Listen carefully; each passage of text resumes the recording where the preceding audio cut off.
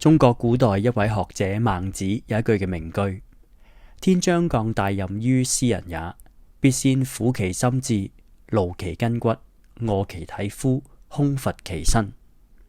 呢句說話讓我哋知道，如果我哋要承受上天嘅使命，一定會有一啲鍛煉臨到，磨練我哋嘅身體，讓我哋能夠準備就緒，擔任呢一個重要嘅使命。作為基督徒，我哋同上帝之間建立一個係信心嘅關係。我哋要相信佢係上帝，佢嘅意念高過我哋心裏面嘅所想，佢嘅旨意係要我哋信服遵行。所以喺信心嘅旅程當中，就要我哋學習放下自我，以致我哋能夠真實真誠嘅嚟到上帝嘅裏面，讓佢得着我哋嘅生命，成就住佢偉大嘅旨意。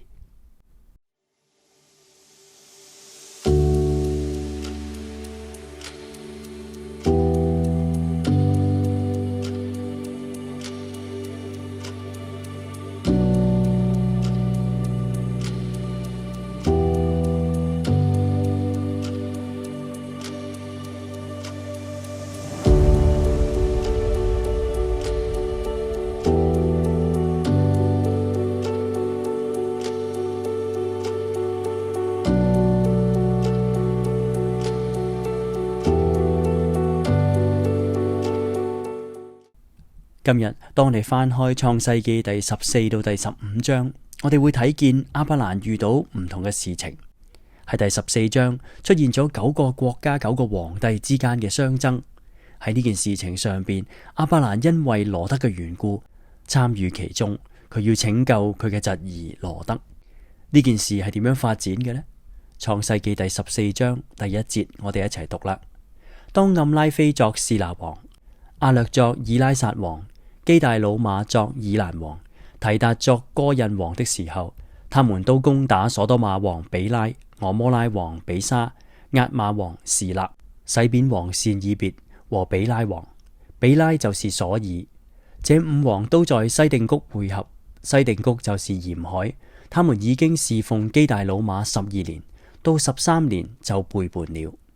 14年，基大魯瑪和同盟的王都來到亞特律加寧，殺敗了利弗音人，在哈麥殺敗了蘇西人，在沙微基列亭殺敗了以米人，在何利人的西珥山殺敗了何利人，一直殺到靠近曠野的伊勒巴蘭。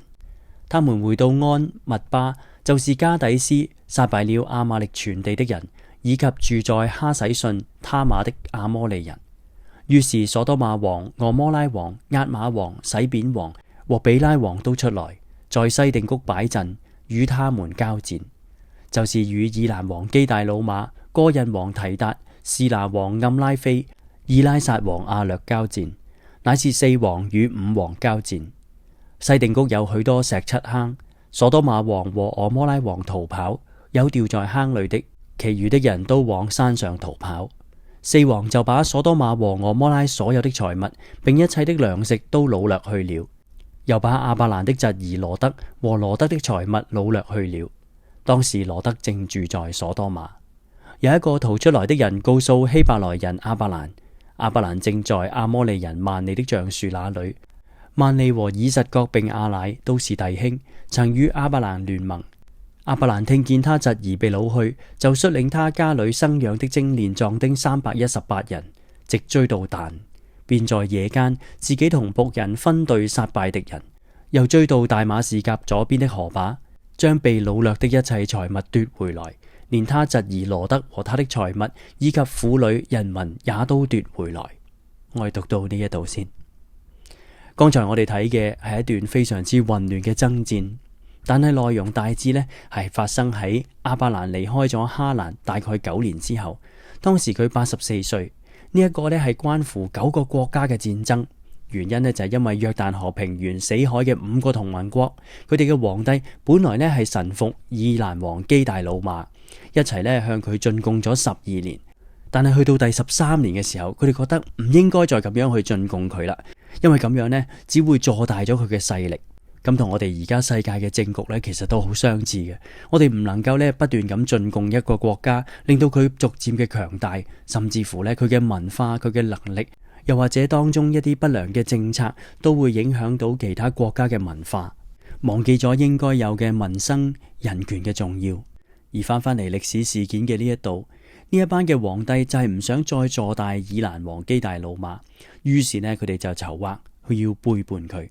但係以蘭王基大老馬呢已經被坐大啦，其他嘅小國根本冇可能一下子呢將佢扭轉過嚟，所以基大老馬呢就聯同其他3個同盟國嘅君王一齊聯手撲滅咗呢場嘅叛亂。而呢一場嘅戰事亦都係以呢一班死海嘅聯合軍隊佢哋嘅失敗告終。住喺所多瑪城嘅羅德呢，就係因為咁樣成為咗俘虜啦。呢個係當時嘅歷史事件，但係點解會寫喺聖經嘅裏面呢？好可能當中嘅原因就係因為關係到2個重要嘅人物亞伯蘭同埋羅德，亦都睇見羅德呢，佢追求住世俗榮華，結果嘅下場呢，係受到弱肉強食嘅吞噬。而另一方面啦，喺上帝賜福之下，亞伯蘭日漸強盛。當佢知道羅德被擄去，佢嘅家產被掠奪嘅時候，我哋會睇見亞伯蘭出手，我哋真係便知有沒有。原來佢富可敵國，原來佢嘅能力係可以喺以蘭王嘅手中將羅德同埋佢全部嘅屋企人、所有嘅婦女人民同埋佢啲財產呢，都可以一次過搶翻過嚟。咁你可想而知，亞伯蘭喺當時嘅勢力係幾咁強大。雖然佢唔係一個國家，佢只不過係一個好大嘅家庭、富有嘅人家，但係呢件事情上邊，我哋會睇見上帝對亞伯蘭嘅祝福呢係非常之豐富。咁亞伯蘭殺敗咗以蘭王基大老馬之後，又發生咩事呢？我哋又繼續睇落去啦。第17節，亞伯蘭殺敗基大老馬和與他同盟的王回來的時候，所多瑪王出來，在沙微谷迎接他。沙微谷就是王谷。又有撒冷王麥基洗德帶着餅和酒出來迎接，他是至高上帝的祭司。他為亞伯蘭祝福，說：願天地的主，至高的上帝賜福與亞伯蘭。至高的上帝把敵人交在你手裏，是應當稱頌的。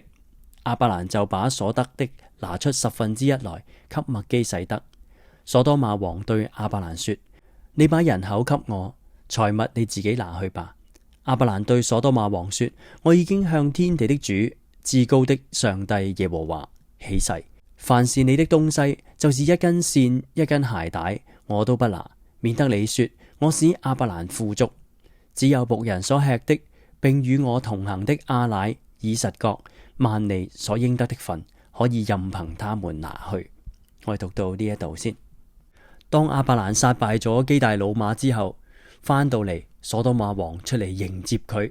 而另外呢，出現咗一個人物，就係撒冷王麥基洗德。呢一個名字呢，喺聖經裏面呢，唔係淨係呢一度出現，但係呢個人物嘅背景呢，喺聖經裏面呢，冇特別去提及，更加可以話呢，似係來無蹤去無影，一個迷幻嘅人物。麥基洗德呢，顯然係一個敬畏上帝嘅人，因為佢個名本身就係仁義嘅王。佢叫撒冷王，係因為喺耶路撒冷嘅地區佢作王，佢用仁義成為咗和平嘅君王。而且呢，喺創世記呢一度同埋希伯來書7章嘅部分都講到麥基洗德呢係至高上帝嘅祭司，佢認識上帝呢係創造天地萬物嘅主宰。呢一個呢係麥基洗德。一般嚟講呢，對麥基洗德嘅睇法呢係有3方面。第一方面啦，佢應該呢係當地呢受到尊敬嘅王。亞伯蘭呢亦都向佢表達咗應當有嘅敬意，就係將佢所得到嘅攞咗1/10去送俾麥基洗德。咁我哋亦都可以留意得到啦，呢一個係聖經裏面最早出現關乎將1/10當做公物作為送交祭司嘅禮物嘅一個開頭。而喺後來嘅聖經，我哋就會知道啦，人從地裏嘅土產或者飼養嘅牛畜牲畜，都要將所得嘅1/10歸俾上帝，收喺上帝嘅倉庫裏面。即係好似我哋基督徒會將我哋收入嘅1/10奉獻俾上帝，喺上帝嘅家裏面使用一樣。呢一個呢，可以話係一個嘅開始嘅先例。咁如果我哋憑住呢一個方向去睇嘅話呢，麥基洗德喺當時呢，就真係好似字面上面講，佢係有一個祭司嘅身份啦。另一方面啦，麥基洗德呢，可能係當時作為撒冷王嗰啲人嘅稱號。就好似埃及皇帝叫做法老一樣，稱為麥基洗德，其實就係代表撒冷王，係耶路撒冷呢個地方嘅領袖。第三方面啦，佢係基督嘅預表，因為希伯來書嗰度講，按着麥基洗德嘅等次，耶穌基督就係大祭司嘅出現，就係一個將外邦人帶領去上帝面前嘅嗰個重要嘅人物。咁但係至於麥基洗德究竟有乜嘢嘅背景故事呢？喺聖經裏面呢，其實亦都冇再有其他特別詳細嘅講述啦。但係喺呢個部分，我哋就能夠知道亞伯蘭為着羅得嘅緣故，佢願意出手去拯救，佢重視佢嘅家庭，亦都對上帝有所信靠。佢唔需要所多瑪王俾任何嘅禮物佢只係話免得所多瑪王會覺得佢令到亞伯蘭富足，因為亞伯蘭知道佢擁有嘅一切，無論係人，無論係財物，都係源於上帝對佢嘅祝福。創世記第15章亦都確認咗上帝喺12到13章同亞伯蘭所立嘅約，係一個以生命作擔保嘅契約。即使亞伯蘭擁有住戰爭後嘅勝利，甚至乎佢嘅強勢係當時根本無人能及嘅，但係對於年老仍然未有兒子嘅亞伯蘭嚟講，佢冇辦法擺脫喺上帝面前佢嘅疑惑，同埋喺人間之中嘅憂慮。佢會喺度諗，究竟上帝點樣去成就嗰個嘅應許呢？佢嘅後代，佢嘅子孫都未曾出現嘅時候，點樣可以得到上帝所應許嘅產業？呢個可以話係人性嘅軟弱。當上帝預告一啲事情發生，但係我哋睇見現實嘅狀況根本冇咁樣嘅情況，亦都冇任何可以俾我哋眼見為憑嘅一啲嘅確據。對於呢個問題，上帝就給予亞伯蘭一個重要嘅回答。首先叫佢不要怕，因為佢會賜俾佢如天上眾星咁多嘅後裔，而所得到嘅就會係迦南地賜俾佢成為佢哋家族嘅產業。上帝同亞伯蘭立約嘅故事就喺呢一度開始。創世記第15章，我哋一齊讀啦。這事以後，耶和華在異象中有話對亞伯蘭說：亞伯蘭，你不要懼怕，我是你的盾牌，必大大地賞賜你。亞伯蘭說：主耶和華，我既無子，你還賜我什麼呢？並且要承受我家業的是大馬士革人以利以謝。亞伯蘭又說：你沒有給我兒子，那生在我家中的人就是我的後嗣。耶和華又有話對他說：這人必不成為你的後嗣，你本身所生的才成為你的後嗣。於是領他走到外邊，說：你向天觀看，數算眾星，能數得過來嗎？又對他說：你的後裔將要如此。亞伯蘭信耶和華，耶和華就以此為他的義。耶和華又對他說：我是耶和華，曾領你出了迦勒底的吾珥，為要將這地賜你為業。亞伯蘭說：主耶和華啊，我怎能知道必得這地為業呢？他說：你為我取一隻3年的母牛，一隻3年的母山羊，一隻3年的公綿羊，一隻斑鳩，一隻雛鴿。亞伯蘭就取了這些來，每樣劈開，分成2半，一半對着一半地擺列，只有鳥沒有劈開。有鷙鳥下來，落在那死畜的肉上，亞伯蘭就把它嚇飛了。日頭正落的時候，亞伯蘭沉沉地睡了。忽然有驚人的大黑暗落在他身上。耶和華對亞伯蘭說：你要的確知道，你的後裔必寄居別人的地，又服侍那地的人。那地的人要苦待他們400年，並且他們所要服侍的那國，我要懲罰。後來他們必帶着許多財物從那裏出來，但你要享大壽數，平平安安地歸到你列祖那裏，被人埋葬。到了第4代，他們必回到此地，因為亞摩利人的罪孽還沒有滿盈。日落天黑，不料有冒煙的爐並燒着的火把從那些肉塊中經過。當那日，耶和華與亞伯蘭立約，說：我已賜給你的後裔，從埃及河直到幼發拉底大河之地，就是基尼人、基利洗人、革摩利人、赫人、比利洗人、利弗音人、亞摩利人、迦南人、革迦撒人、耶布斯人之地。我哋讀到呢一度。喺爭戰結束之後，耶和華喺異象當中同亞伯蘭講說話，就係頭先所講嘅3個重要嘅回答。叫亞伯蘭不要懼怕，因為上帝係佢嘅盾牌，佢會大大嘅賞賜。呢一個係一個好大嘅祝福，你唔需要擔心，因為上帝會保護你。盾牌就係保護、保障嘅意思，係一個堅固、係可以信得過嘅一個嘅倚靠。但係亞伯蘭心裏面當時即時嘅諗法就係話：主啊，耶和華，我又冇仔，你仲賜咩俾我呢？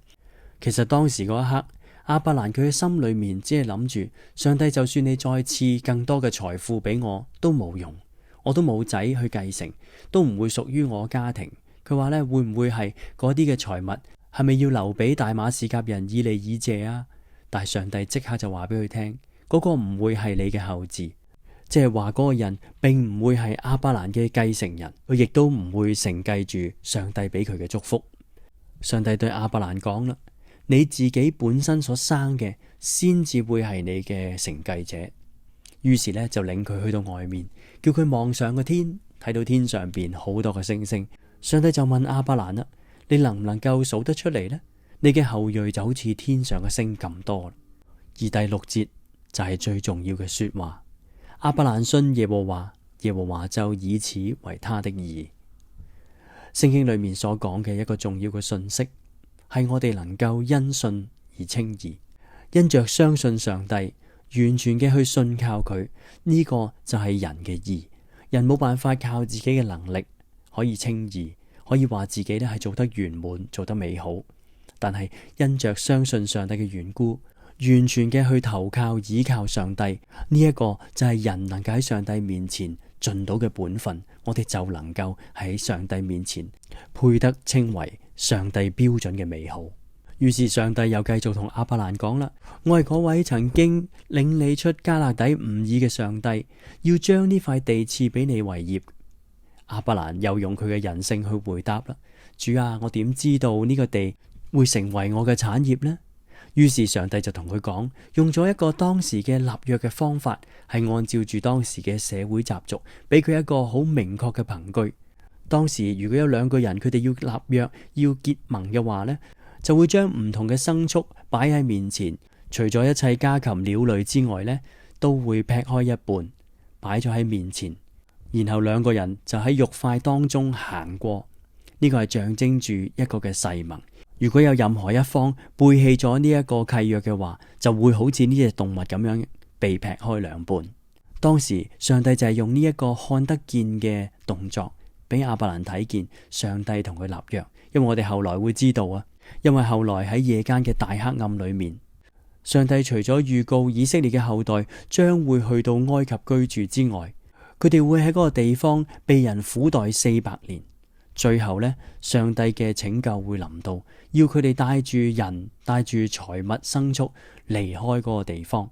呢個就係創世記以後出埃及記呢個書卷所記載上帝拯救嘅工作。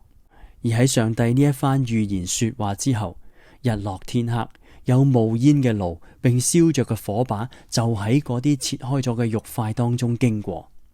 呢一個動作就係代表咗上帝經過嗰啲嘅肉塊，表明上帝會守呢一個嘅約，係至死不渝嘅應許。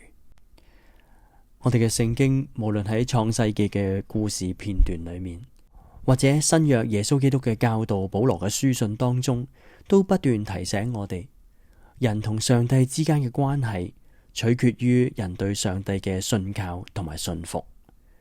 求主幫助我哋。上帝嘅應許係確切實在嘅，會係眼睛未曾看見、耳朵未曾聽見、人心未曾想到嘅嗰種嘅旨意。好多時候，我哋冇辦法憑我哋嘅眼睛、憑我哋嘅智慧，能夠理解上帝嘅作為。但係我哋要被亞伯蘭今次嘅事件所提醒，上帝嘅應許，佢嘅同在係信實嘅。我哋唔需要疑惑。我哋要好似第6節經文話俾我哋知道，亞伯蘭信耶和華，耶和華就以此為他的義。同樣嘅，求主幫助我哋喺信心嘅操練當中，我哋相信上帝手裏面一切都係美好。呢一個係上帝嘅旨意，我哋跟從主嘅人就會得到呢個超越世人所致嘅祝福同埋平安。我哋低頭祈禱。天父上帝，有時候我哋談及信心，我哋回想我哋自己嘅生命，我哋都會發覺，原來我哋根本冇信心嘅表現。我哋會實事求是，好渴望有啲嘅事情係自己親手能夠掌握掌管。但係喺聖經嘅故事片段裏面，俾我哋知道，人從來都冇辦法掌握到自己嘅生命。我哋冇辦法以我哋嘅智慧去理解明白所發生緊嘅事，同埋掌管我哋自己嘅未來。但係我哋知道，一切在主你嘅手中，你嘅應許，你賜下嘅憐憫恩惠，必要喺我哋生命當中成就。亞伯拉罕佢都有信心動搖軟弱嘅時刻，佢都有不住嘅向上帝你質問嘅時候。同樣地，我哋知道上帝你對我哋有百般嘅忍耐，主就求你幫助我哋喺忍耐嘅過程裏面，我哋仍然相信喺無望嘅時刻，我哋能夠仍然信靠；喺無助嘅處境、冇把握嘅時候，我哋堅心嘅倚靠你，從你嘅裏面得着真正嘅安慰平安。主求你憐憫我哋，讓我哋有信服嘅心。願你向我哋顯明你嘅旨意，願人看見你嘅作為。我哋咁樣同心祈禱，奉耶穌嘅名，阿門。